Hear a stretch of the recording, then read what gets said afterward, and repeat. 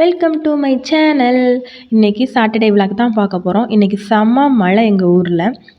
எங்கிட்டு பார்த்தாலும் ஒரே புகமூட்டமாக அப்படியே மழை பெஞ்சிக்கிட்டு ஒரு மாதிரி இருந்துச்சு. எவ்வளோ வெயில் அடித்தாலும் தாங்கிடலாம் போல இருக்குது. ஆனால் அந்த 4 நாளைக்கு கண்டினியூவாக மழை பெஞ்சுன்னா தாங்கவே முடியலை. அப்படியே தண்ணியாக எங்கிட்டு போனாலும் ஒரே செதன்னு இருந்துச்சு.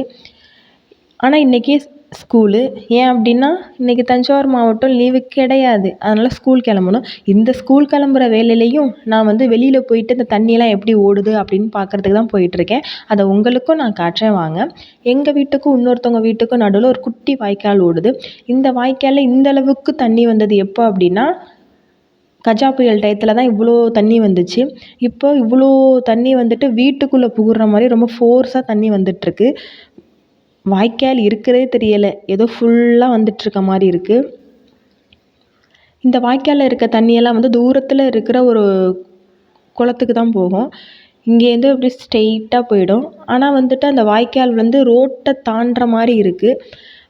ஸ்ட்ரெயிட்டாக வாய்க்கால் அங்கே போகாமல் ஆப்போசிட்டில் இந்த சைடு ஒரு வீட்டுக்குள்ளே பூந்துட்டுருக்கு தண்ணி உடச்சிட்டு.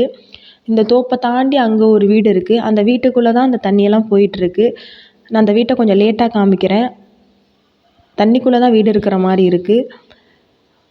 கிளைமேட் நல்லா இருந்தாலும் மழை வேண்டாம், போதும், நிறுத்திக்கலாம்.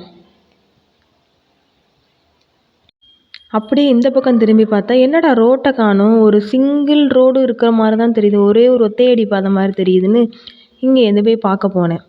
பார்த்தா ரோடே தண்ணியில் மூழ்கிடுச்சு. எவ்வளோ தண்ணி. வில்லேஜில் இருக்க எங்களுக்கு தண்ணி எங்கிட்ட வேணாலும் ஓடிடும். நாங்களே ஒரு 4 நாள் கண்டினியூவாக மழை பெஞ்சிச்சு அப்படின்னா அப்படி ஆகிடுது. அதனால தான் சிட்டிலலாம் அந்த மாதிரி தண்ணி மிதக்குதோ இருக்கலாம் மேபி. அங்கே ஒரு வீட்டுக்குள்ளே தண்ணி போகுதுன்னு சொன்னல, அவங்க வீட்டுக்குள்ளே இப்படி தான் இருக்குது. அவங்களோட அந்த பாதைக்கிட்ட கூட இவ்வளோ தண்ணி.